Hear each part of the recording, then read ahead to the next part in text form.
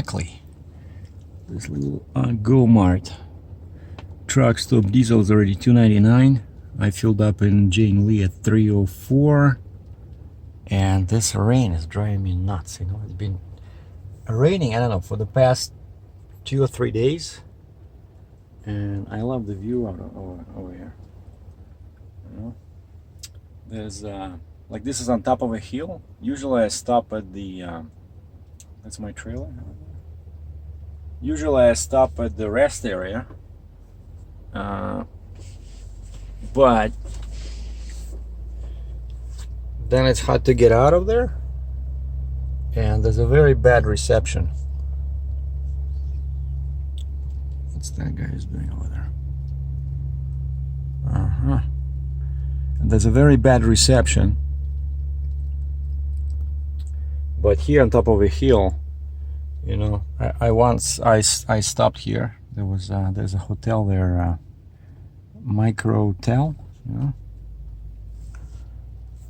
I remember I stopped there on the way to Florida, and I recorded you guys a podcast. I'm gonna attach it to this video. Basically, I'm on my way to Mississippi, empty. Learning the truck, learning how to deal with the engine, and now I still have to. Yeah, I think I can go now. You see, that's the problem with these e-logs,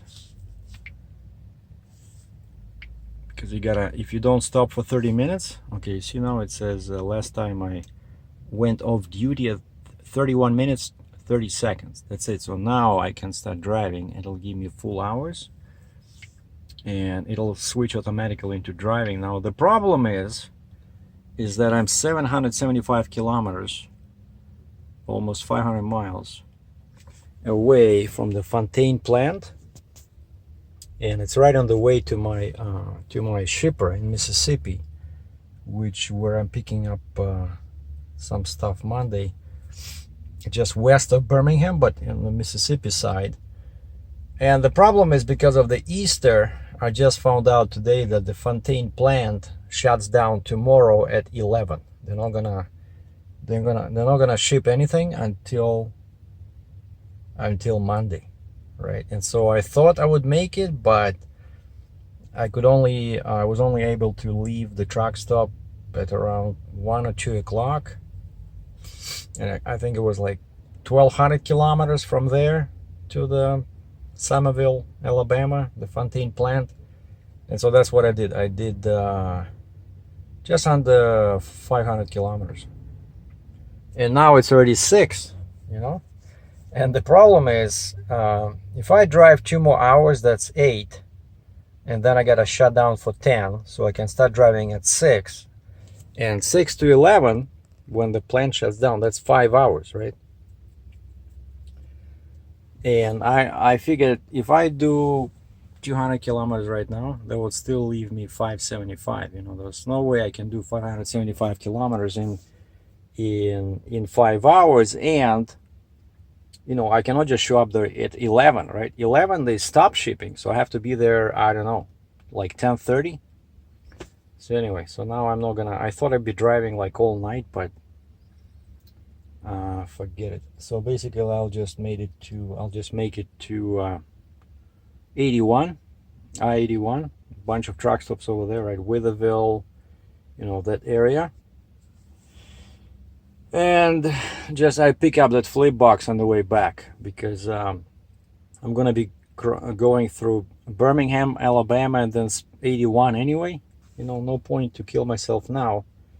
I'm gonna pick that thing up, and it's a big something. You'll just, you know, listen to the podcast where I talk about this. And so basically Monday, Tuesday on the way back to Canada, I'll pick up the flip box, right? So what's the point? Like, I asked him, I said, can they wait? Yeah, sure. He says it's just sitting there. Okay. So I got the reference number, I got the serial number, I got the code name I have to give there, like, you know, my dealer name, and who gave me this, who sold me this flip box. And that's it. So for now, it's just the plan is today's Wednesday, so I got Thursday, Friday, Saturday, Sunday to reach Mississippi.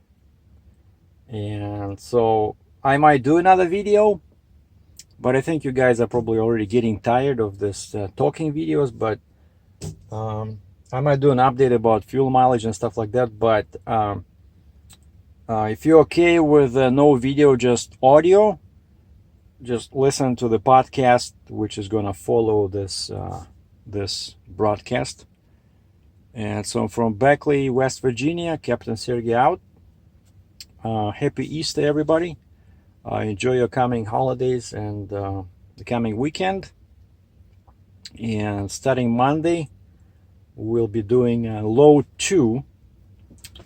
And I can tell you that it's going to be 78,000 pounds plus my 53. So I'm going to be over 130,000 gross. So that would be a good break in for the Kenworth. So thanks. Take care. The podcast starts right now. Hello, everybody. Today we're doing something new. I figured, since I know a bunch of guys just listen to the audio on my videos, and then there's such a thing as a podcast, right? But I don't use a special software. Like, I just want to see how this works. For now, I'm just going to add this that I'm recording from my headset, so all hands-free, all perfectly legal. I'm using the voice recording software on my smartphone. And so while I'm driving, just want if this is only of interest, will be of interest to people that like to listen to watch, right? I'll do a video later on, because for now I have to do lots of miles heading south. So I wanted to give you guys an update. So anyway, I was sitting, I'm just about to enter 68, I-68 in West Virginia. So I was sitting in Smithton, Pennsylvania, that tiny Flying J over there on I-70 just south of Pittsburgh, PA. And I tried hard yesterday to find a load. I tried it this morning. I spent 4 hours over there in the restaurant, because there's no sitting. Well, there is a sitting area in the lounge, but I didn't see any plugins for my laptop, and my laptop was dead.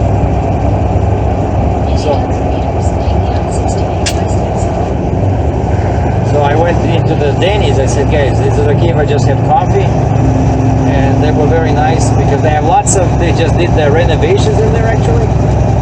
And the restaurant is very nice, and for some reason they removed all plugins from throughout the restaurant, and they only left them under the counter, in that we have those high chairs like a bar. Okay, West 68 West. Yeah, okay.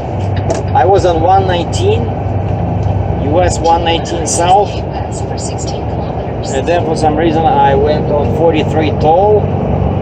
Not sure why I did that. And now 43 South. Yeah, hi guys. Let's get back again. Sorry about that. My phone rang,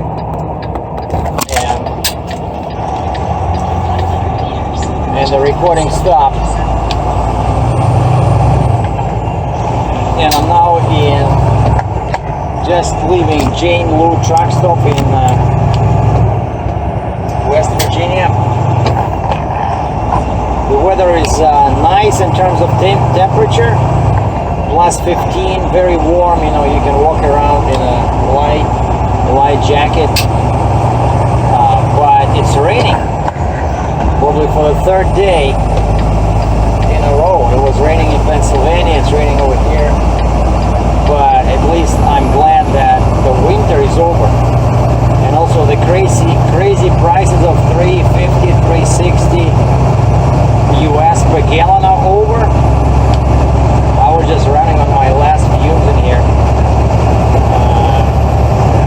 Virginia because I knew it would be much cheaper over here, and it was on the sign. It said $3.10 per gallon US, and then actually I learned that they made a mistake because I paid cash. So it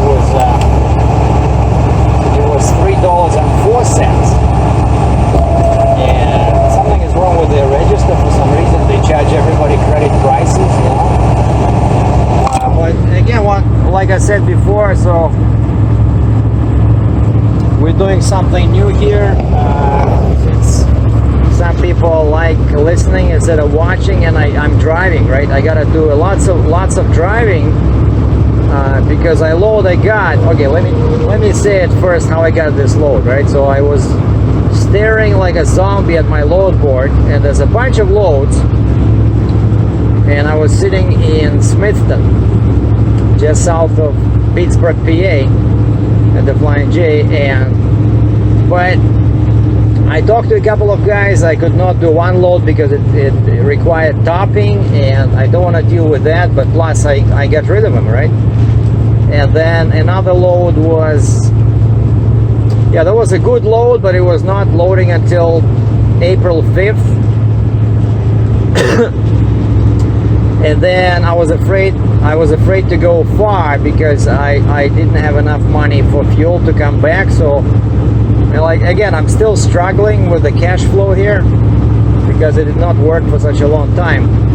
And so I wanted to do another short run actually before going to Alabama to pick up my flip box. And a friend of mine, a fan who's watching my videos, a freight broker from Alberta, sent me a message. He says, you want me to help you out a little bit, give you some info from another load board? And I said, yeah, sure. If it, you know, goes back to Ontario or Quebec, that would be great. And so he sends me some leads, and most of them were actually the same as what I saw on the board, but one was loading in Carlisle, PA. And this broker guy says, the broker friend says, there's two listings like that. It looks like exactly the same load. So you better make sure that, you know, you're dealing with a like primary broker, because, you know, sometimes there's two brokers. One takes the load from another guy and posts that, and then the original load is still there. And so I called the guy and I said, hey, you have a load here in Carlisle. And I said, but it looks like there's two brokers on the same load. And he said, actually 3. And I said, what's going on? And he said, well, we all got this load, but the customer is looking for the cheapest rate. So whoever brings the cheapest rate to the table will get this load. And so he kind of like, and he said he was not even certain the load was still there because 2 other guys were working on it, right? And so he was not interested in talking about that one, you know, generally. And then he says, hey, how far are you from Mississippi? And I said, Mississippi? Geez, probably like 2 days away. Why? Oh, I got a load that goes, you know, back to Canada. Like, I can give you extra money for deadheading, because I guess he was having a hard time finding you know, a broker. And so I ran the miles. It's 800 miles empty. But what piqued my curiosity was that on the way there, I was going right through Fontaine plant in Alabama, you know. And I said, well, that's interesting, because I can pick up my flip box that I lost hope for this trip. I thought I'd have to do another couple of short trips before I go back there, right? And so we played with some numbers. I gave him my number, then I increased it a little bit, and the guy still agreed. So it's a good paycheck for 1 week of work. But the drawback is that the plant closes, I think, even Thursday. You know, lots of guys that for the Easter, the Friday of course is a holiday, but a lot of them even close lunchtime Thursday, you know. But Monday is not a holiday, I believe, and so these guys said, yeah, you can load Monday. And so today is Wednesday, so I'm heading that way. I don't have to rush. And I talked to my Fontaine guy. I said, okay, can I pick up the flip box tomorrow? Because it was 600 miles from Smithton, where I left this morning. So driving now on I-79 in West Virginia, south. And the guy gave me the good news, like bad news, good news. Good news, he says, yeah, the flip box is ready. He gave me the reference number, like the serial number of this thing. And he says the bad news is that they stopped shipping at 11 a.m. on Thursday. Like, you know, I really hate these holidays sometimes. Like, they always mess me up, you know. And so I started driving at 1 o'clock because I was waiting for, you know, the rate confirmation, the agreement with the broker before I start driving towards Mississippi. And Alabama is on the way to Mississippi before, right? And so right now I stopped for fuel in Jane Lou, West Virginia, exit 105 on I-79. And from here, it's 956 kilometers. Just to give you an idea, 800 kilometers is 500 miles. So it's 575 miles, and it's 3 o'clock now. Well, of course, I did not start driving until 1, so I have a lot of hours, but now I'm on the ELD, right? And when I stop, I gotta shut down for 10 hours, right? So I don't know, but you know, it's not critical. Like, this particular load does not require this flip box, but it would be nice to have, you know. But I'm loading Monday, and so if I don't pick it up tomorrow, I'll just come back. I'll just ask my permit company to route me through Birmingham and Springville, where the Fontaine factory is just northeast of Birmingham, you know. It's on the way to Canada anyway. So now I'm going through there, and then Monday I'll be coming back through the same area. So I'm getting the flip box no matter what. And also I asked a friend of mine who's also independent. I said, you know, can you help me out, you know, with some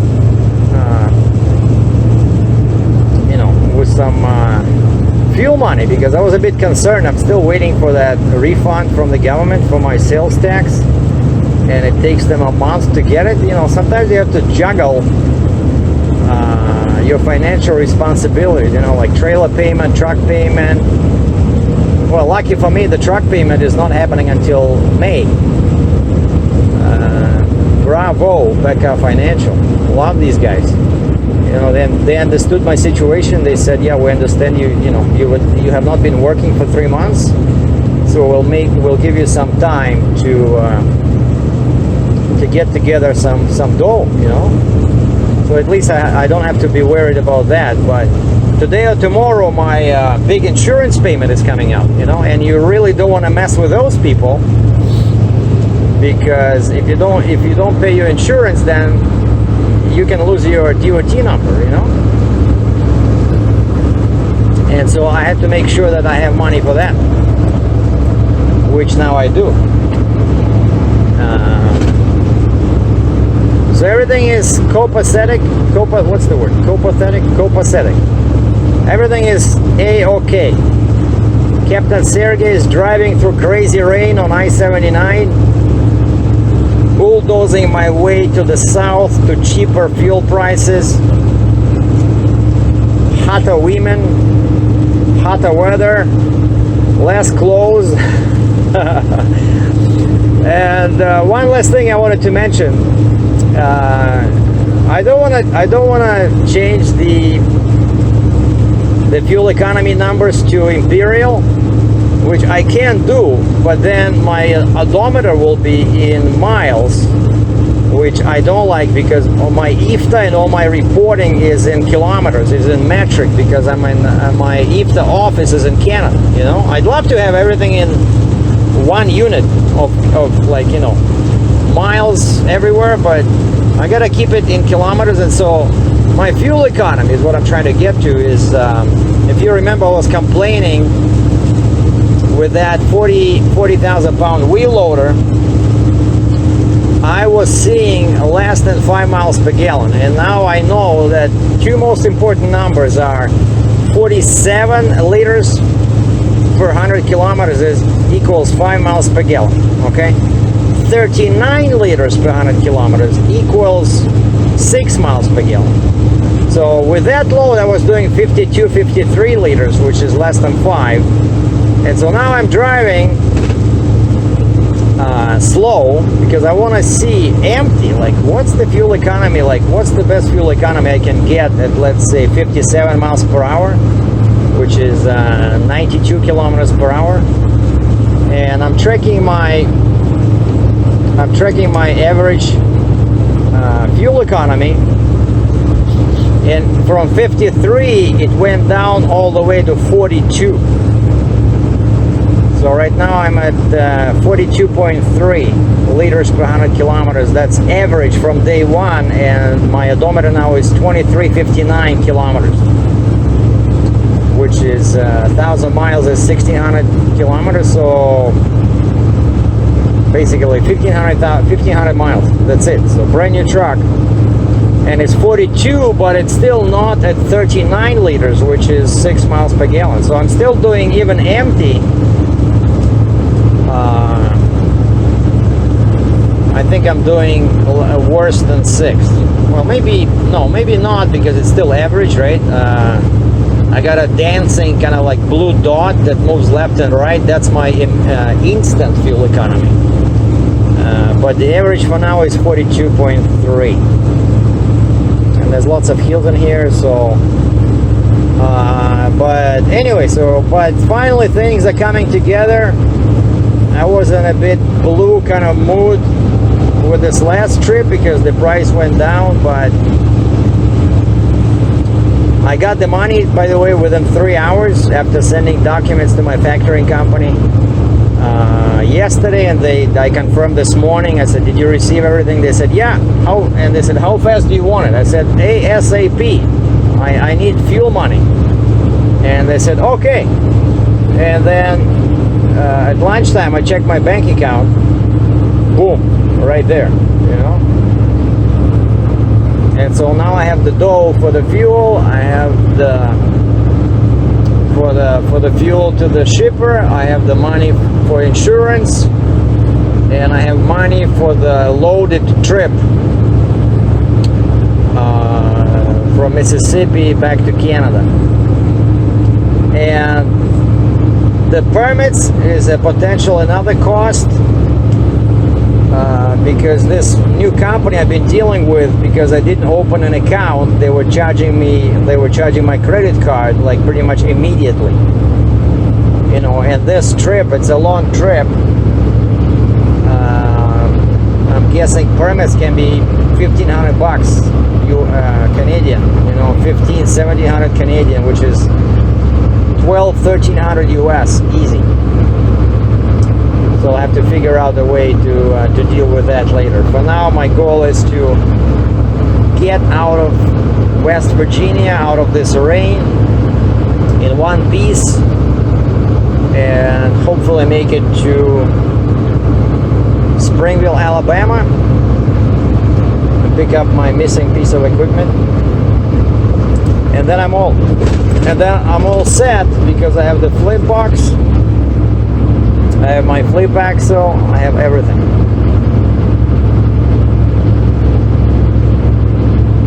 And this is it. So this was kind of like a test. I might do a video later on, but so next time, if you guys see the words podcast after the episode number, it'll still say, let's say, Kenworth Heavy episode so and so, but it'll say podcast.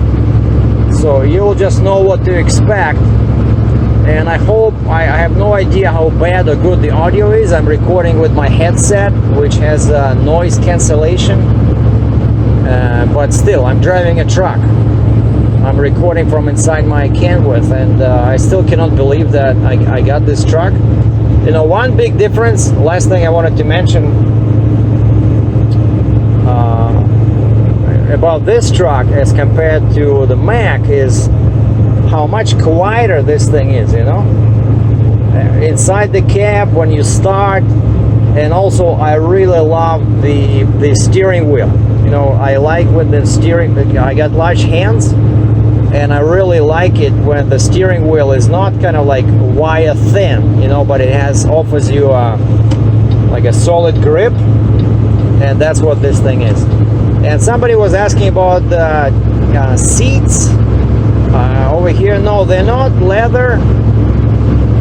They're like artificial leather. But unless you know that, you will never tell the difference. They're super comfortable. Lots of controls on the sides. You know, they have all this bar support, like everything you'd expect in a high class, high quality seating, you know. So the only two things, like I mentioned before, the only two things I wish I'd had is, like, number one is not actually that critical, the controls on the steering wheel. I had no idea they were optional.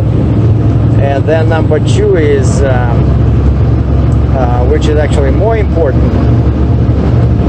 is the catwalk behind the sleeper, and some kind of steps or ladder on the side of the truck so I can climb up there to disconnect the hoses. But for now, that's the truck I got. No ladders, no catwalk. I'll figure something later. Okay, thanks for listening, not watching this time. Thanks for listening. Maybe I'm gonna finish with a little air horn sound for you. And actually, that's one thing I was a bit curious about, because it's 4 air horns and I have no idea how they connected them, but they don't sound very, very loud, you know. So my windows are closed, so I'm gonna buy a due, so to speak, with the sound of the air horn. 4 air horns on top of Kenworth T880. Thanks for listening.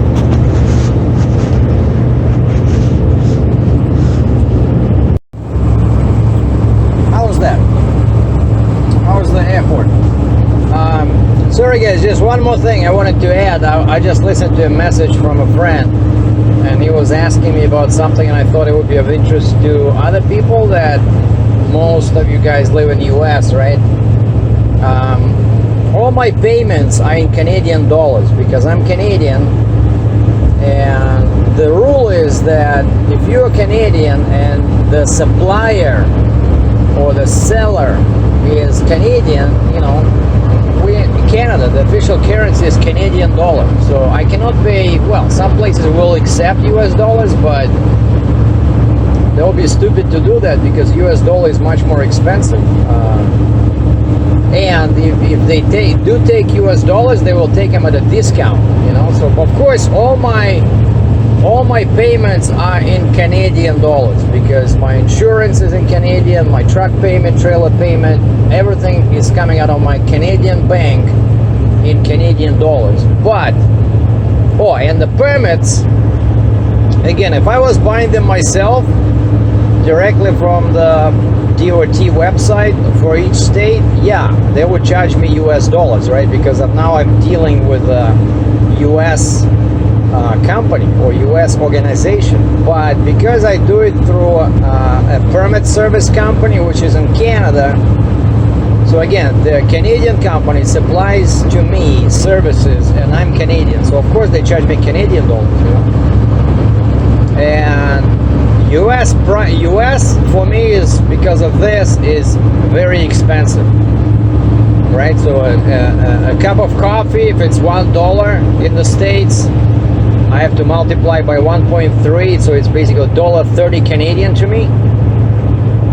Okay, so that's the thing. So Canadian dollars are much cheaper, but the good thing is that because I use an American load board, most of my customers pay US dollars, and that's good news for me because, again, you know, like I really need Canadian dollars, but we negotiate in US dollars, and that gives me extra 30% once that money is converted to Canadian, right? And I factor everything with the factoring company, and they charge me 5%, and I get money on the next day. And it's a non-recourse, meaning that if they don't get paid, they will not come after me to claim that money. And that's why before I take a load, I gotta go to their website and put in the MC number of the broker or their name and state they're from or province, and see what the website tells me. So if it's all green, it's good. I don't even have to call. If it's yellow, means call to verify. And my experience so far has been, if it's yellow, it's the same as red. Like they don't like it. It means that people take forever to pay their bills, and so they don't want to factor these bills from these companies, and so I cannot do loads from them. And the only other solution, once my first load in October when I started trucking, right, I sent this info to the broker. I said, I'm sorry, I cannot work with you because my factoring company says they will not factor your bills of lading. And so they offered themselves to prepay the freight once I load and once I send them a picture of the load on their trailer. And that's the only two ways I prefer to work, either with a factoring company or 100% prepayment. And last and most uninteresting to me is COD, because usually I end, like that big excavator in Texas, I ended up with money in my pocket but in US, which is of no use to me since all my bills are coming out of my Canadian bank. And it's very hard to transfer money to Canada. You have to have an account in the US bank to do that. You cannot just go into any bank and send money to yourself, you know. So it's stupid. So the best way is by wire, next day wire. That's what I like. I like that from a factoring company. I okay with the fees. For now, I'm factoring everything, and yeah, like I said, all my bills are in Canadian funds. Permits are in Canadian funds. But when I'm dealing directly with suppliers, like in the States, when I'm buying fuel, of course it's US. And right now, $100 US is about 129, 130 Canadian. So everything costs more for me when in my head when I transfer it to Canadian currency. Okay, so that's the last thing I wanted to add to this Blockbuster podcast, first attempt. Sorry if it's noisy. I'll listen to it once it's uploaded to my computer and then see what I can do next time.